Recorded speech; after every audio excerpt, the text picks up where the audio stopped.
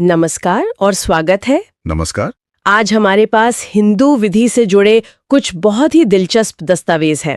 इनमें विवाह, संपत्ति और गोद लेने जैसे विषयों पर एक पूरी गाइड है। जी, और ये ऐसे कानून हैं जो करोड़ों लोगों की जिंदगी को सीधे तौर पर छूते हैं। बिल्कुल। और अक्सर हम इन कानूनों को बहुत जटिल और पेचीदा मानकर छोड़ देते हैं। सही कहा।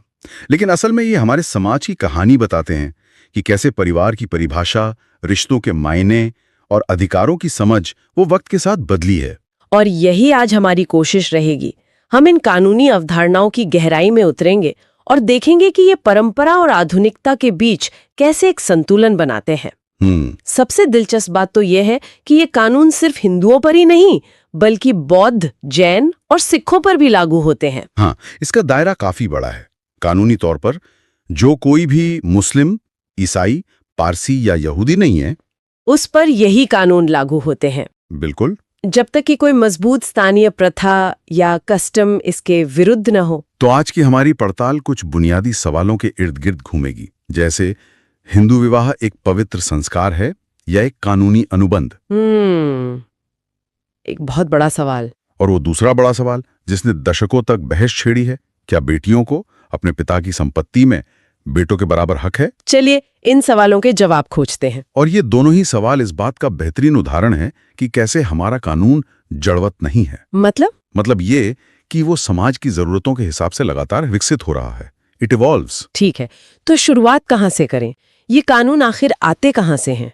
इनकी नींव क्या है? देखिए, इसको समझने का सबसे अच्छा तरीका है हिंदू विधि को एक पुराने विशाल पेड़ की तरह देखना। एक पेड़ की तरह? दिलचस्प है। हाँ, जिसकी जड़ें बहुत गहरी हैं और इन जड़ों को हम प्राचीन स्रोत कह सकते हैं। और ये जड़ें क्या हैं? इनमें आते हैं वेद, जिन्हें श्रुति भी कहते हैं, फिर स्मृतियां, जैसे मनुस्मृति का नाम तो सबने सुना ही होगा। हाँ बिल्कुल। और इन सबसे भी ज्यादा महत्वपूर्ण हैं रीति रिवाज, कस्टम्स। रीति रिवाज मतलब वो प्रथाएं जो पीढ़ियों से चली आ रही हैं। जी। पर क्या हर प्रथा को क्या उसे कानून का दर्जा मिल जाता है? नहीं, बिल्कुल नहीं। कानून किसी भी रीति रिवाज को मान्यता देने से पहले 3 चीजें परखता है। अच्छा, क्या है वो? 1, वो प्रथा बहुत पुरानी होनी चाहिए। 2, वो निश्चित और स्पष्ट होनी चाहिए, मनमानी नहीं। और 3, जो बहुत जरूरी है, वो तर्क संगत होनी चाहिए और सार्वजनिक नीति के खिलाफ ना हो। ठीक है, तो ये तो हो गई पेड़ की जड़ें। और इसकी शाखाएं जो आज हमें दिखती हैं, वो हैं हमारे आधुनिक स्रोत, मतलब संसद के बनाए कानून। बिल्कुल। आजादी के बाद भारत की संसद ने हिंदू पर्सनल लॉ को व्यवस्थित करने के लिए 4 बड़े कानून बनाए। 4 कानून? हाँ, और ये चारों मिलकर एक हिंदू परिवार के पूरे जीवन चक्र को कवर करते हैं। 1955 का विवाह कानून, फिर 1956 का उत्तराधिकार कानून जो संपत्ति को देखता है, और 1956 की 2 और कानून जी, जो गोद लेने और गुजारे भत्ते जैसे जरूरी पहलुओं को नियंत्रित करते हैं। ये तो समझने का बहुत अच्छा तरीका है। तो चलिए इस जीवन चक्र के पहले पड़ाव से शुरू करते हैं, विवाह। हाँ। संस्कार या अनुबंध, ये सवाल मुझे हमेशा उलझाता है। और उलझाना स्वाभाविक भी है, क्योंकि इसका जवाब है दोनों। वो कैसे? देखिए, हिंदू विवाह अधिनियम 1955 के तहत ये एक पवित्र संस्कार तो है ही, जिसकी जड़ें हमारी धार्मिक परंपराओं में हैं। लेकिन साथ ही ये एक कानूनी संस्था भी है जिसे कानून नियंत्रित करता है और मान्यता देता है। मतलब आप सिर्फ रीति रिवाज पूरे करके शादी को कानूनी नहीं मान सकते, आपको कानून की शर्तें भी पूरी करनी होंगी। अच्छा, और वो शर्तें क्या हैं? एक वैध विवाह के लिए कानून क्या कहता है? मुख्य रूप से 3 शर्तें हैं। पहली और सबसे सीधी शर्त है उम्र। लड़के के लिए 21 साल और लड़की के लिए 18। बिल्कुल। दूसरी शर्त है सहमति, दोनों पक्षों की मर्जी होनी चाहिए, बिना किसी दबाव या धोखे के। और दोनों मानसिक रूप से इतने स्वस्थ होने चाहिए कि वे समझ सकें कि शादी का मतलब क्या है। उम्र और सहमति, ये तो समझ में आता है। क्या इसके अलावा भी कोई पाबंदियां हैं, जैसे कि किन लोगों के बीच शादी हो सकती है? हाँ, और ये है तीसरी शर्त जो रिश्तों से जुड़ी है। कानून 2 तरह के रिश्तों में शादी को रोकता है। कौन कौन से? एक है निषिद्ध रिश्ते या प्रोहिबिटेड रिलेशनशिप, और दूसरे हैं सपिंड संबंध। सपिंड संबंध, ये शब्द मैंने कई बार सुना है, पर इसका मतलब कभी ठीक से समझ नहीं आया। इसे सरल भाषा में खून का रिश्ता समझ सकते हैं। खून का रिश्ता? हाँ, नियम यह है कि आप पिता की तरफ से ऊपर की 5 पीढ़ियों, 5 generations, और माता की तरफ से ऊपर की 3 पीढ़ियों के भीतर शादी नहीं कर सकते। इसका मकसद बहुत करीबी रिश्तेदारों के बीच विवाह को रोकना है। 5 और 3 पीढ़ियों का नियम, ये तो काफी जटिल है। मतलब ज्यादातर लोगों को तो अपनी 3 पीढ़ी से ज्यादा याद भी नहीं होगी। आपका सवाल बहुत वाजिब है। ज्यादातर मामलों में परिवारों को अंदाजा होता है, लेकिन कानून में एक और दिलचस्प बात है। वो क्या?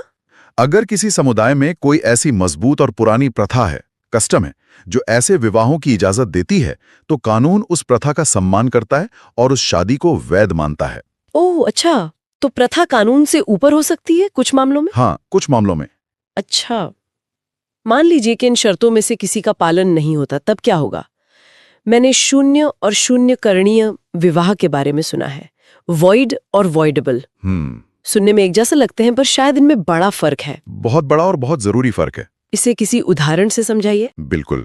मान लीजिए किसी ने पहले से शादीशुदा होते हुए दूसरी शादी कर ली, बिगमी। हाँ, ठीक है।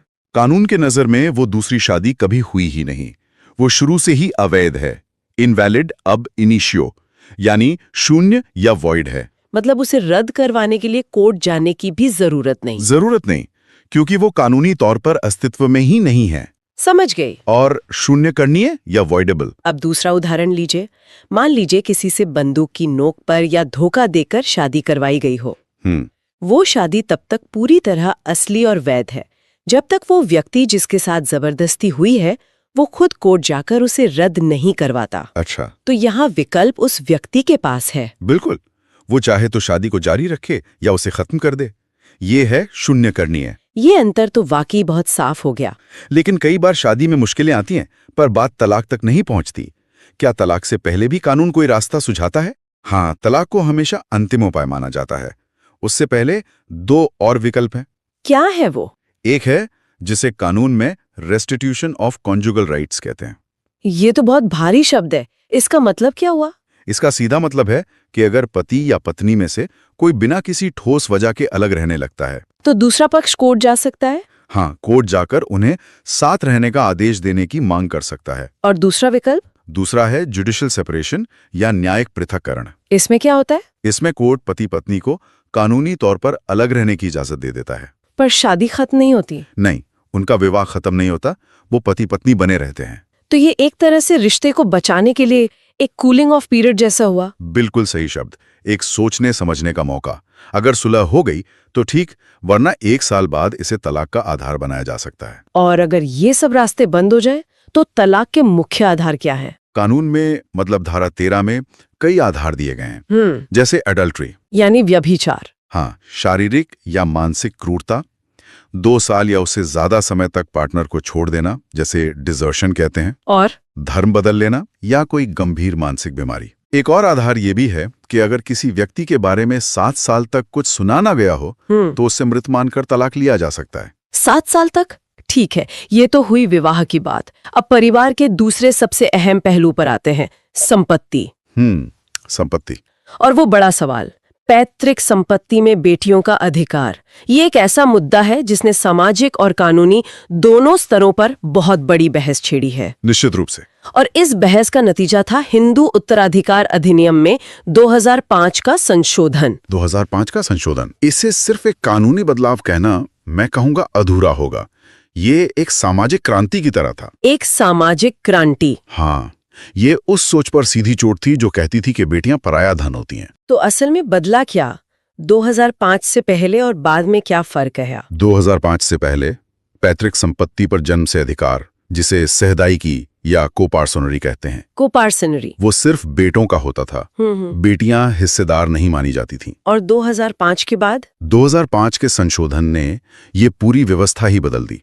उसने कहा कि बेटी भी जन्म से बेटे के बराबर सहदायिक होगी, यानी बराबर की हिस्सेदार। बराबर की हिस्सेदार।